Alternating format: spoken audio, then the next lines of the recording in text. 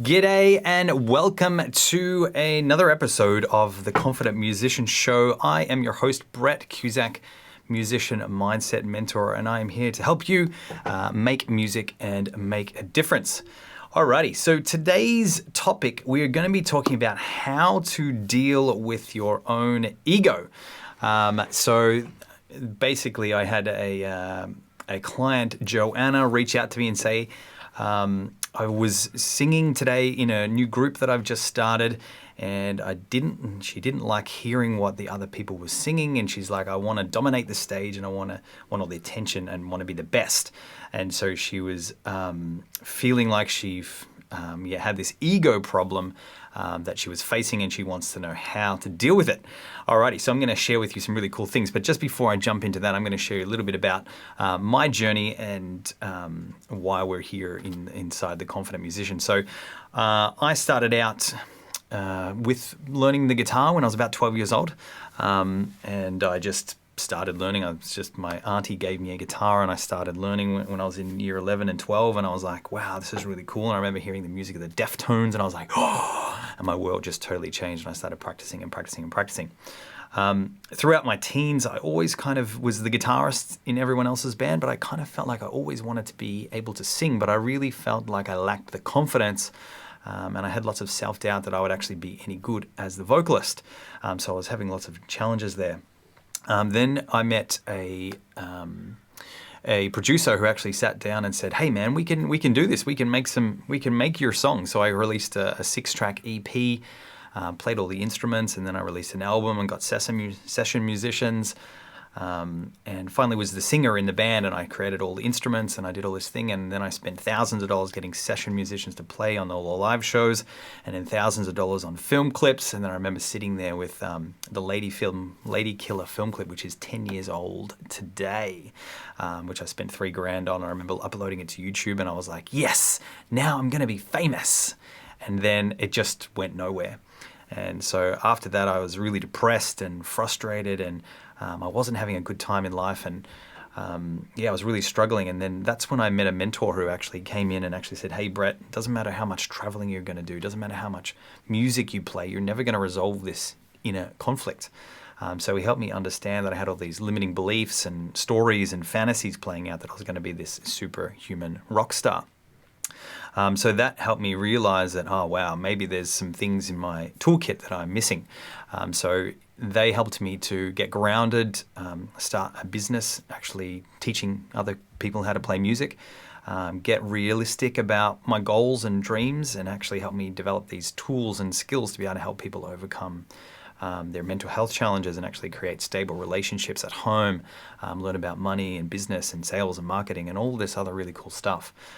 So over the last 4 or 5 years, I've been working as a mindset coach to actually help other people learn these same skills, which is really, really cool. So I also am now writing and releasing my original music, but it's not about being famous. It's about the journey of actually learning to be a better human being and enjoy the process and being creative and actually helping other people along that journey. So I'm very grateful to have had those people help me throughout my life, and that's what I want to be able to do for you.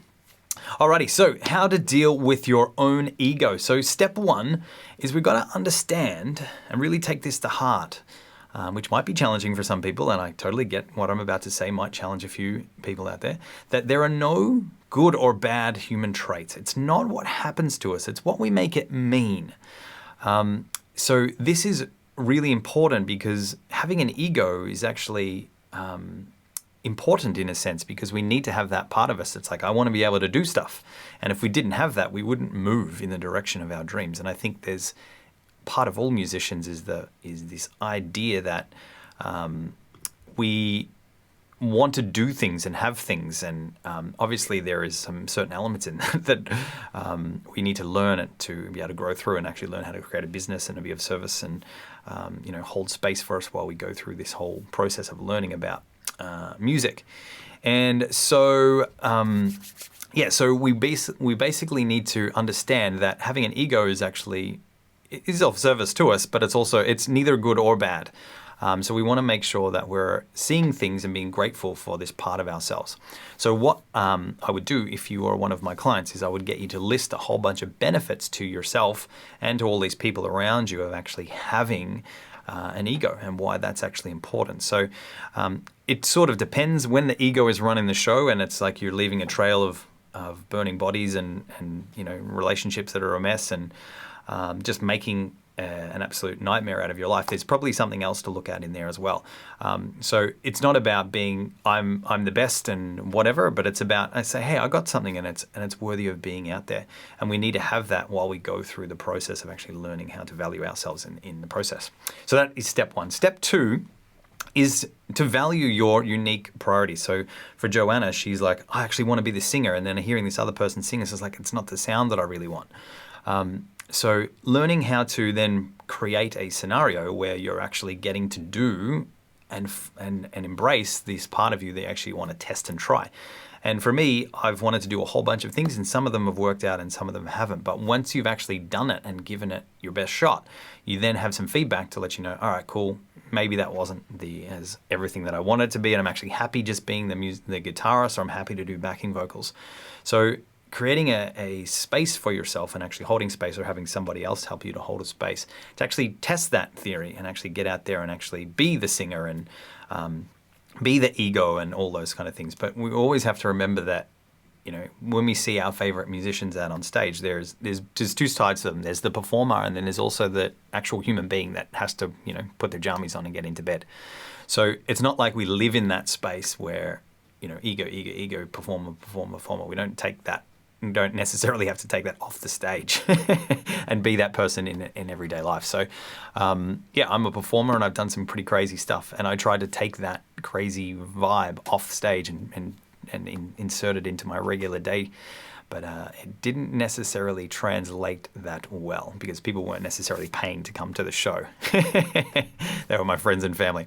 All right, so that's step two. So you've got to value your priorities and your values and test things and create situations where you can actually see whether that's actually what you want to do. So everything in life has pleasure and pain. So learning how to embrace both of those things along your journey is a really important part of the process.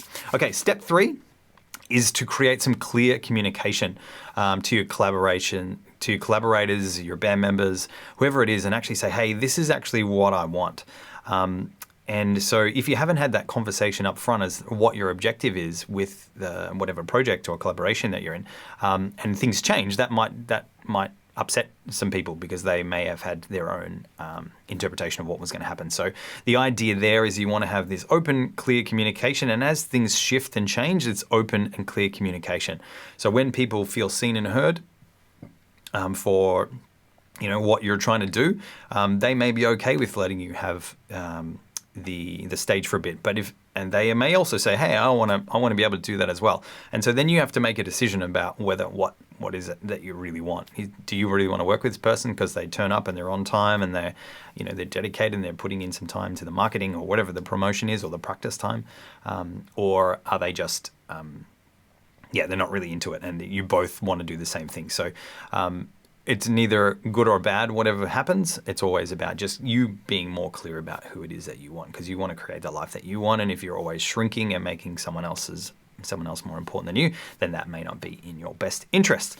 And step 4 is to get a coach or a mentor, somebody that can non-emotionally hear what your objective is and actually help you create situations for you actually to learn and grow through that process. So just to recap now, so we got step 1 is understand there is no good or bad human traits. Everybody has an ego in some way, in some area of their life, and it impacts people in different ways. Some people might be like, wow, that's really cool, you must be the singer. And other people might be like, well, they're a singer. And so these things are neither good or bad, and every human being on the face of the earth is trying to do more of what it is that they love. And as long as you understand that and you understand that maybe you are the front person, that's cool. So neither having an ego is neither good or bad. So listing a series of benefits to other people of you having that ego will help you feel less guilty that you want to be able to do things and have things. Step 2 is to value your unique priorities and values. If you desire to be that singer and dominate the stage, and give yourself permission to actually do that and test that out, and then understand there are going to be pros and cons for that situation as well. Step 3 is to have some clear communication with your collaborators and coaches, that's your objective and that's what you want to be able to do. So when you have that clear, open communication, people can go, all right, cool, this is not what I thought it was, and then they can opt out. But when you're upfront, especially when you're starting with new projects, and say, hey, this is what I think we can do together, this is what I would love to be able to do, and then they can opt in or opt out depending on what that is. And step 4 is to get a coach or a mentor, somebody that has been there, done that, and can help you along that journey. So thanks so much for watching. If you would love to overcome self-doubt and overwhelm, you can check the link in the description to my latest offer, which is called Confidence and Happiness Secrets for Musicians. It's a really, really cool process to act, and it will start helping you understand all this framework of the problems behind the problem. So have a great day. I hope you enjoyed this. Let us know in the comments what you got value out of this, and if you know somebody that's got a huge ego, you can share this video with them. Have a great day. This is Brett Cusack, musician, mindset mentor from The Confident Musician. See you next time. Bye-bye.